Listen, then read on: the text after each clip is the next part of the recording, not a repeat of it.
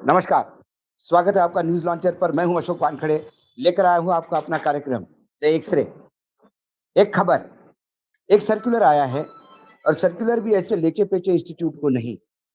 ये केंद्रीय सरकार का सर्कुलर है और सर्कुलर आया है देश के प्रतिष्ठित आईआईटी खड़गपुर को और सूचना मिली है कि बाकी आईआईटीज़ को भी ये सर्कुलर गया है। बाकी कई जगह गया होगा, इसके बारे में मेरे पास तो कोई जानकारी नहीं, लेकिन यदि आईआईटी को ये सर्कुलर जाता है, तो बाकी जगह भी गया होगा। सर्कुलर जाना कोई बड़ी बात नहीं, खबर इस बात की नहीं है कि सर्कुलर गया। ऐसे केंद्र सरकार के कि कई सर्कुलर जा सकते हैं क्योंकि केंद्र सरकार के शिक्षा मंत्रालय को ये अधिकार है कि वो समय-समय पर इन इंस्टीट्यूट को अलग-अलग गाइडेंस दे। लेकिन ये बड़ा अजीब सर्कुलर है। ये सर्कुलर को इस खबर को जब मैं देखता हूँ एक्स-रे मशीन से, तो मुझे कई चीज़ें दिखाई देती है। एक इंसान कितना आत्ममुग्ध हो सकता है। एक इंसान अपने सिवाय किसी का सोचता ही नहीं। एक इंसान जिसको समय ने ठोकर दी हो, फिर भी सुनने को तैयार नहीं और समझने को तैयार नहीं। वो इंसान जो अपने आप को भगवान मानता है, उसको जनता ने आईना दिखाया, इसके बाद भी वो आईने के ऊपर की धूल साफ करने का प्रयास कर रहा है, लेकिन अपना चेहरा नहीं। ऐसा क्या हुआ? एक सेंटर फॉर स्टडीज़ हमारे देश में कई सेंटर फॉर स्टडीज़ है, कभी इकोनॉमिक्स के होते हुए, या डेमोक्रेसी के ऊपर होते हैं, ऐसे कई सेंटर्स होते हैं। लेकिन एक सेंटर ऐसा भी है, centre for Narendra Modi studies, Narendra Modi की स्टडी करने के लिए सेंटर है। और ये सेंटर करता क्या है? नरेंद्र मोदी इंसान नहीं, ये सोच है। नरेंद्र मोदी क्या है? ये रिसर्च करके लोगों को बताने का प्रयास करता है। ये दुर्भाग्य है, 10 साल प्रधानमंत्री रहने के बाद भी भारत की जनता को नरेंद्र मोदी क्या है ये समझाने के लिए एक रिसर्च सेंटर की ज़रूरत होगी, तो इससे ज़्यादा विफलता नरेंद्र मोदी की नहीं है, क्योंकि 10 साल में एक ब्रांड बनने के बाद भी वो यदि फ्लॉप होते हैं और एक किसी अपने चमचे से ये सेंटर्स चालू करवा सकते हैं, तो आप समझ सकते हो कि स्थिति ब्रांड की कितनी खराब हो गई या आत्ममुग्धता कितने ऊँचे लेवल पे गई है। अब इस जो सेंटर ने एक प्रतियोगिता रखी है और प्रतियोगिता क्या है? पीएम नरेंद्र मोदी ने कैसे भारत के वैश्विक संबंधों को मजबूत किया है और इस प्रतियोगिता में भाग ले कंपल्सरी, ऐसा सर्कुलर केंद्र सरकार के मंत्रालय ने, एजुकेशन मंत्रालय ने, शिक्षा मंत्रालय ने आईआईटी खड़गपुर को दिया। आईआईटी खड़गपुर के छात्रों से बात होने के बाद ये पता पड़ी कि बाकी आईआईटी के छात्रों को भी ये सर्कुलर गया है। इस देश के आईआईटी की स्थिति ये हो गई है कि मुंबई में भी आईआईटी का प्लेसमेंट 100% नहीं हो रहा है, क्योंकि प्रधानमंत्री भले ही कहे कि नौकरियाँ बहुत है, लेकिन नौकरियाँ सिकुड़ रही हैं।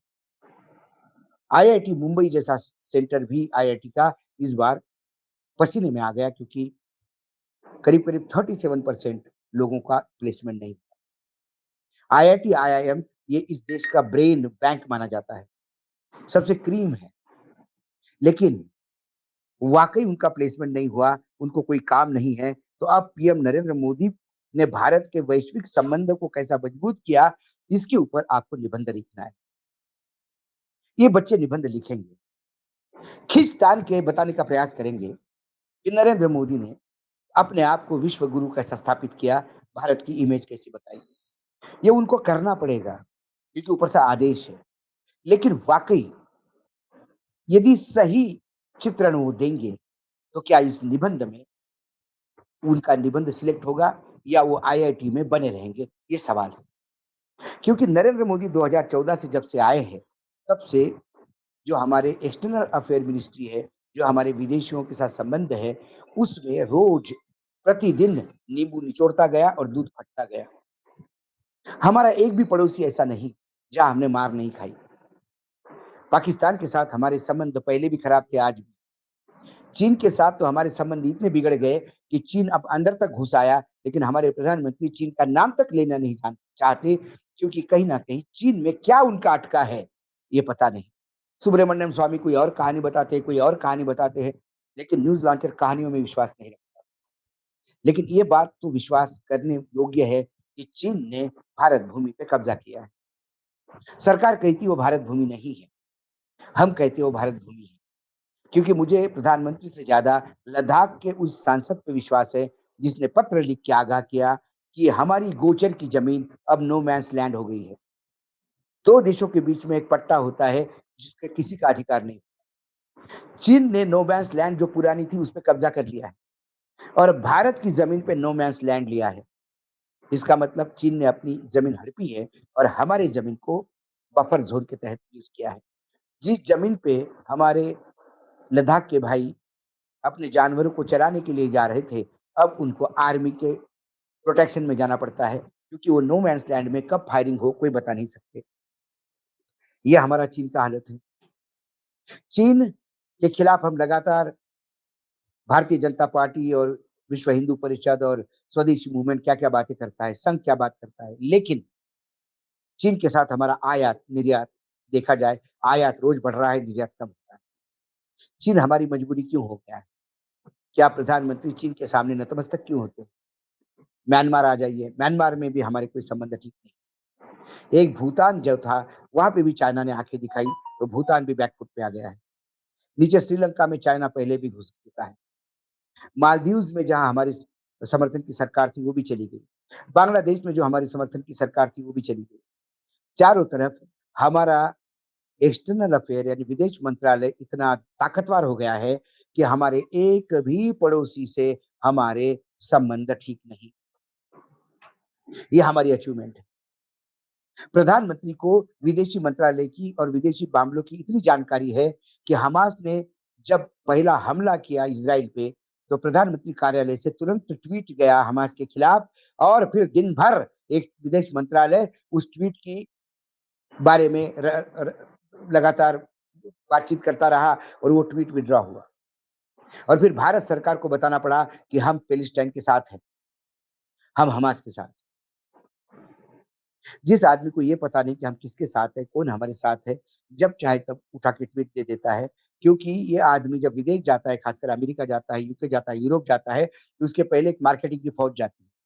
वहाँ मोदी, मोदी के नारे लगाने वाले लोग इकट्ठा किए जाते हैं और फिर मोदी जी वहाँ पे झूठ परोसते हैं। वो झूठ परोसते हैं कि जो देश के लोग वो भाषण सुन के हँसते हैं, क्योंकि उनको लगता है कि मोदी जी ने जो देश भारत कैसा बनाया, ये जो अमेरिका के भारतीयों को बताते हैं, तो भारतीय लोग कहते हैं कि कम से कम सुनने में तो अच्छा लग रहा है। सुनने में तो महँगाई कम हो गई है। सुनने में तो ये अच्छा लग रहा है कि बेरोज़गारी नहीं। सुनने में तो ये अच्छा लग रहा है कि किसानों की आय दुगनी हो गई है। सुनने में कोई अच्छा लग रहा है कि अब कोई गाँव बिना बिजली का नहीं है। सुनने में अच्छा लग रहा है कि हर एक के घर में नल आ रहा है। सुनने में बहुत अच्छा लग रहा है कि देश हमारी तीसरी आर्थिक व्यवस्था व्यवस्था बन रही है पूरे विश्व में। सुनने में अच्छा लग रहा है, लेकिन वास्तविकता क्या है? और फिर उस वास्तविक का रिफ्लेक्शन ये है कि जहाँ आप 270 370 माँग रहे थे, 270 भी नहीं मिले, 240 पे आप अटक गए। ये क्यों हुआ है? ये आपकी वैश्विक सोच है। पूरे यूरोप में आज कोई ऐसा देश नहीं है, जिसके साथ व्यापारिक संबंध न हो तो कोई आपका साथ दे। फ्रांस आपके साथ है क्योंकि आप फ्रांस के बड़े खरीदार हैं। अमेरिका आपके साथ है क्योंकि अमेरिका आपको लगातार चाइना के खिलाफ यूज़ कर रहा है।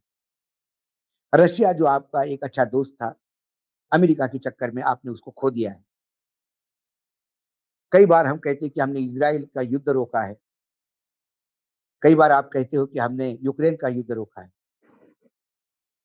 वस्तुस्थिति वैसी है कि भारत के आज भी कई नौजवान जबरिया फ़ौज में उतारे गए हैं फ्रंट पे और रोज़ उनकी लाशें आ रही हैं मॉस्को वापस।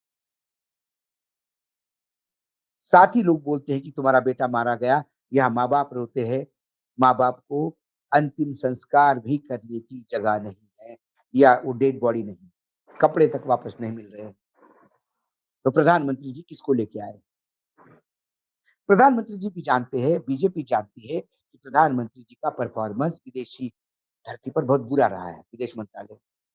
लेकिन फिर अच्छा करने के लिए किसी लोगों से दिखवाना पड़ेगा, इसलिए ये प्रतियोगिता आयोजित की है।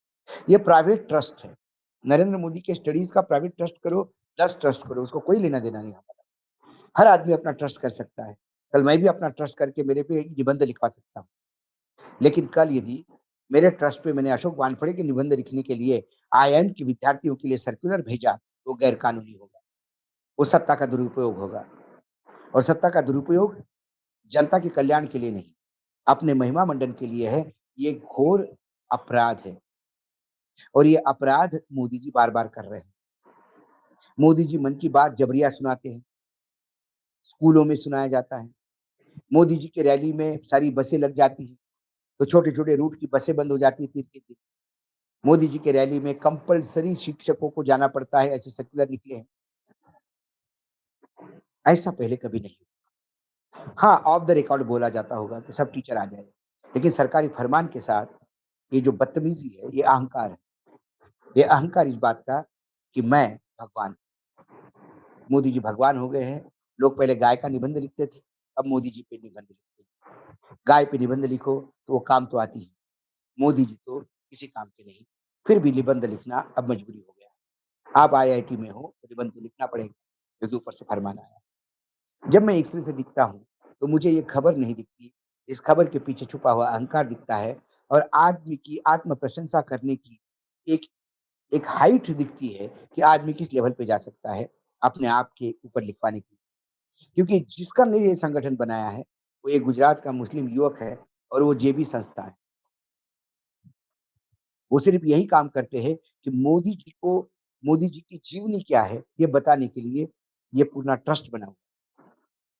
हमारे देश में ट्रस्ट चाहिए किसान किए हुए किसानों के बच्चों के एजुकेशन जो नाना पाटेकर जैसे लोग अपने पैसे से बगैर किसी को बताए चुपचाप कर रहे हैं।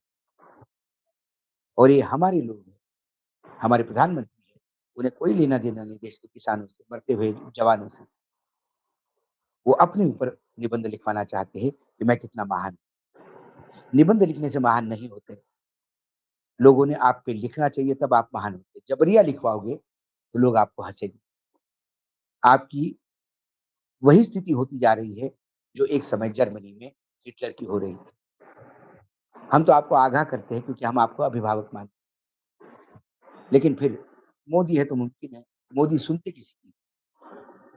ये बात तो संघ भी कहता है। तो चलो आज इस खबर को यहीं पे समाप्त करते हैं। बाकी दूसरी किसी खबर पे कल आऊँगा। तब तक के लिए नमस्कार। देखते रहिएगा न्यूज़ लॉन्चर।